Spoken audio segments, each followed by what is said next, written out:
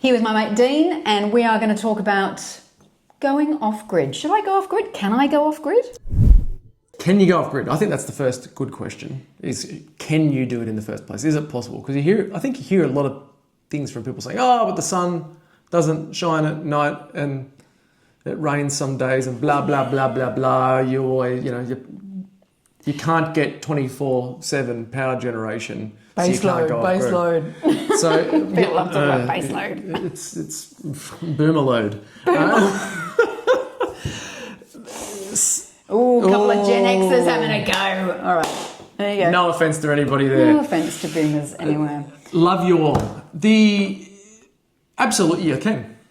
In fact, when I bought my battery, I never anticipated that I would never need a single watt of grid energy ever again. Are you off-grid in your house? I'm not off-grid because I'm on Amber. You're selling energy. And I'm selling energy. But you could be. But at any time, I could just go up and pull the power down and the household wouldn't have even noticed. And I've had my battery now for the best part of 5 years. Mm-hmm. And yeah, so the original intent was, I just thought, hell, why not? I've got all this solar. It would be fun to do this. And I just went out on a limb and, I probably could have spent money on other things. Yeah, I did that anticipating I would just further reduce my power bill. But what ended up happening, and if you look at the data, you can just see where, I was pulling in power at night and then not using power during the day. And then you just see suddenly the use of electricity from the grid just disappeared off my radar. It's like from a grid point of view, I was gone. And so at that particular point in time, I suppose, from a grid provider point of view, they were like, is this guy even using power? Are they even there anymore? Like, do they need a meter, right? Yeah. But then what was abundantly clear was I produced so much more electricity than I could ever use. Which in the past was just a case of, well, I can't use it during the day. Right. It would be nice to use it at night. Maybe I'm using it all at night. And to be fair, I could sit there with a calculator and I would have known, but it was abundantly clear that I was now a producer of electricity and no longer a consumer of electricity. Interesting. So technically, what I consider not to be off-grid, I consider it to sort of be not even sort of grid neutral, but no longer grid dependent. And so if we have a storm or whichever, my house is the one with the lights on. Wow. Yeah. Wow. So you're a generator. I'm a generator. That's cool. Yeah. So have you heard about the Impossible House? Oh, I have heard about the Impossible House. Yeah, I visited. It's a house in Newtown in Sydney, and it's a classic workers' cottage, turn of the century, 20th century, and it's been converted. It's had a renovation on the back, but into an off-grid house. So Laura's not quite off-grid yet because she needs to get a few panels put on the front of her property, which she's having problems with the council, but potentially there's been potential changes now because if she can do that, she'll be able to go off-grid, including water, water filtration, all sorts of stuff. So it is possible, but to a huge expense. I kind of feel like your scenario is good because you're supporting the grid. That's right. That's the way I sort of think of it, is that because I now, will export power in the peak. So when other people are, cooking in their dinner and those types of things, I look at how much is going out to the grid and I'm like, that's probably about 3 houses I'm powering right now. Wow. And so just, for 2 hours or so that people are doing that, that energy is going out from my house that I produce during the day. And so again, I didn't realise I'd have so much overcapacity. I went too far with the battery. I geeked out a little bit. So you've got 2 batteries, right? Yeah, I ended up getting two batteries. Yeah. So it's ended up being 27 kilowatt hours of usable capacity, and it's never been below 20%.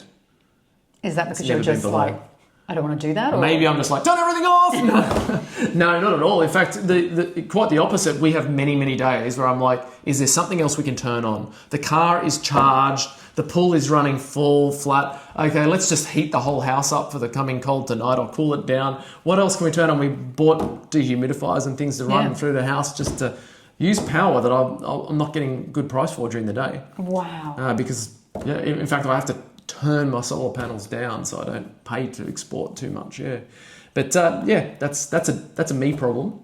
That's amazing. Having too much is a problem. Do you think if you had one battery, that would be a very different story?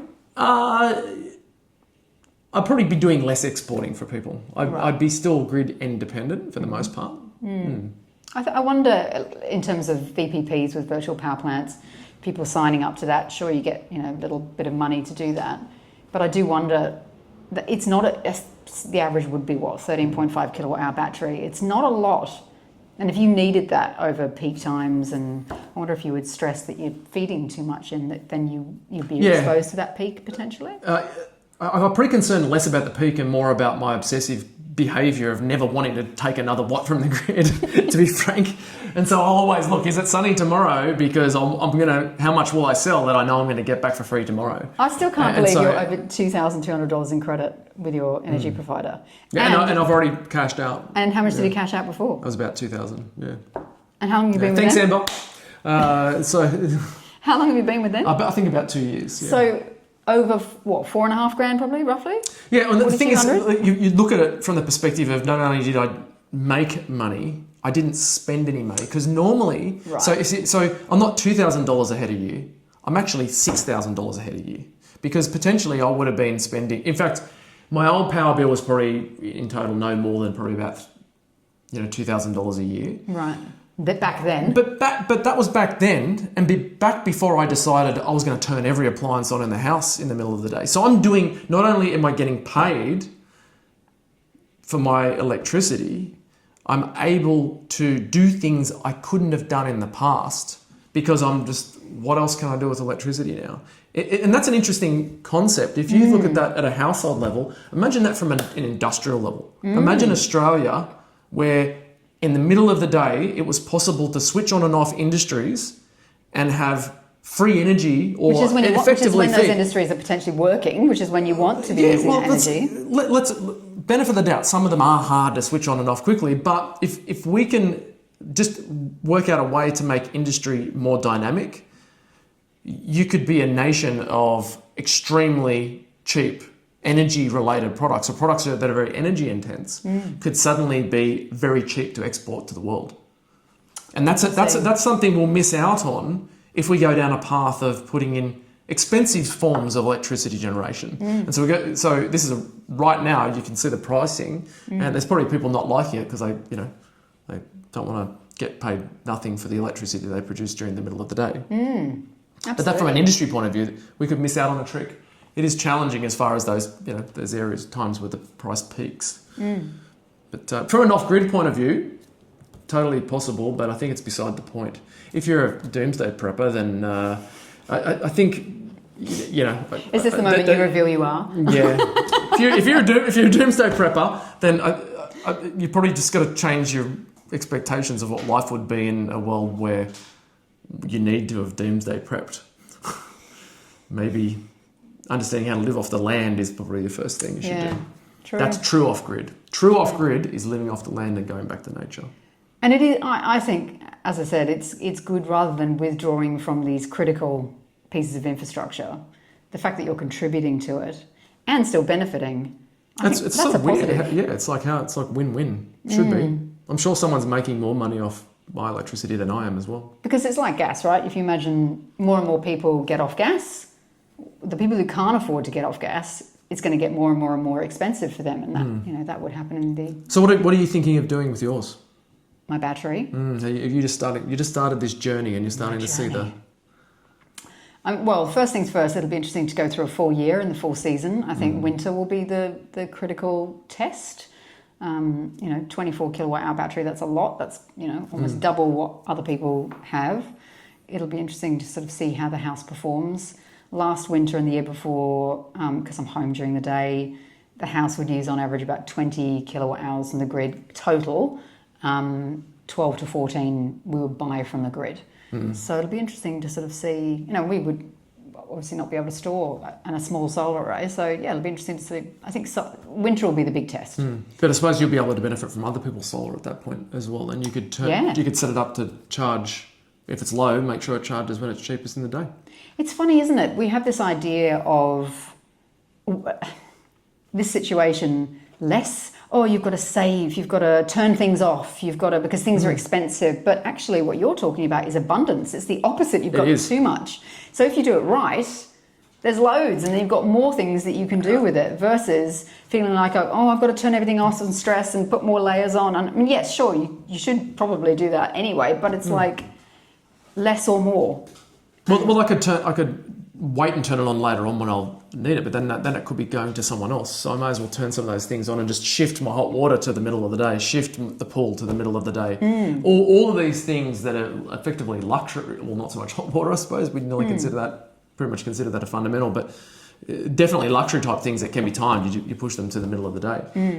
Heat the spa up in the middle of the day. I haven't gone down that path, but heat the pool in the middle of the day. I have thought about heating the pool, just having a warm pool in the middle of winter. But look, I think as well, we're on this path where once energy storage even becomes cheap, I sort of wonder if every appliance will come with its built-in redundancy of a little battery. Like imagine if every fridge just came with a little battery that gives that knows when the price to charge up is cheap.